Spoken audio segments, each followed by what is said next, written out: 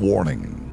Our YouTube channel and its videos may contain scenes, language, and content that may not be appropriate for all audiences. These videos include surveillance footage, undercover pursuit of suspects, actual police and rescue operations, and fearless confrontations. If you do not approve of the content, please do not watch our videos. If you wish to continue, we strongly advise that you proceed with caution. Viewers' discretion is advised.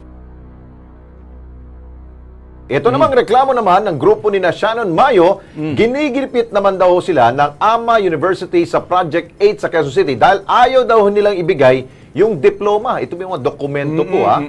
Halos 4 na taon na raw nilang matyagang kinukulit ang naturang paralan. Nagmamatigas daw ito. Ito, palalambutin po namin. Kasama po natin ngayon si Shannon Mayo at ang dalawa pang graduates ng AMA University, Quezon City, batch 2013 and 2014 para humingi ng tulong.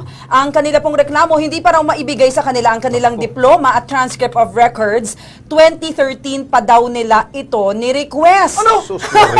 Okay, Shannon, magandang gabi. Gayon din kay Jessa Carandang at kay Katrina Halasco. Good evening. Good evening po. Kami po ni Jessa ay batch 2013 po.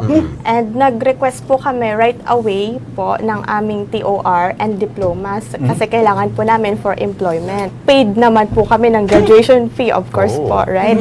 And then, nung sinabi po namin that around May, since graduation namin is May, and kailangan na po namin, hindi daw po mabigay kasi po sabay-sabay nga daw po kami magkakabatch na humihingi. Ano yun? So, try daw po namin after 2 months. And then, we tried po, pumunta po ulit kami.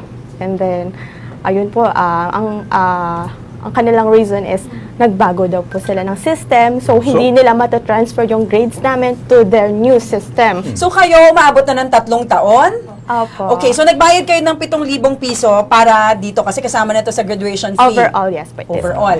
Kailan kayo huli nag-follow up? Last year po, we tried re-request. Kasi po, winala daw po nila yung original naming requisition. Sabi po nila, nagbago na naman daw po sila ng system. Opo. Pero very ironic itong school. Anong eskwelahan ito? AMA. Eh dapat nga High-tech kayo, di ba? high-tech sila dahil computer di ba? Opo. Saan tong branch nyo? Sa main po, sa Project 8 po. Okay, Project 8. Kasama po natin Meron to. ngayon para kilos prontong aksyonan ang reklamo. Nasa linya po si Attorney Julito Vitriolo, ang CHED spokesperson. Magandang gabi po, Attorney Vitriolo. Si Nika Cleofe Alihar po ito. Ay, magandang gabi sa inyo lahat at sa inyong programa. Yes, Attorney Vitriolo, sa tingin ko narinig nyo na po yung complaint po ng ating po mga estudyante na 2013 pa nag-graduate, meron pa nga, hindi na dito sa kasama namin, pero 2010 pa nag-graduate, hindi pa rin po nakukuha yung transcript of records tsaka diploma. Ano pong aksyon ang pwedeng gawin para po mapabilis po itong prosesong ito? Well, unang-una, ayon sa ating regulasyon at sa batas, within 30 days, kailangang may release lahat yung mga records, mga diploma, TOR, as long as wala namang obligasyon ang mga estudyante sa paaralan, Pwede ba nating magawa ng kilos promptong aksyon within 30 days na makukuha nila? Kasi yun yung kapangyarihan ho ninyo bilang the Commission on Higher Education. Oo naman, kaya ang aking mungkay, siguro mga bata, i-refer nyo sa amin Ayun. para Yes. within the week, ma-action lang agad natin yan. Maraming salamat po. And Thank you, maraming Attorney. salamat, Attorney Vitriolo. Sasamahan kayo ng Kilos Pronto team. Pupunta tayo sa CHED. At matapos may palabas po ng Kilos Pronto, kanila pong hinaing laban po sa AMA University. Ayun, Kilos Pronto pong nagtungo ang KP team sa tanggapan po ng Commission on Higher Education o CHED. Makalipas lamang po 1 linggo, ayun, bigay na ang mga dokumento. Ayos!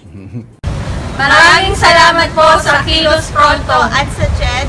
Natulungan po nila kaming makuha ang aming TOR at diploma. Sana po marami pa po kayong matulungan.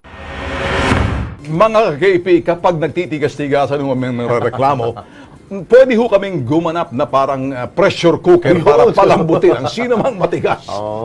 Kawawa naman kasi rin mga yung mga kabataan na yun na Sinabi mo. simpleng lang yun na pwede mo naman, madali mo na maibigay yun eh. Eh. Yung mga register talaga. Matigas ang ulo. Kaya naging kilos pronto, naging pressure cooker. Yun.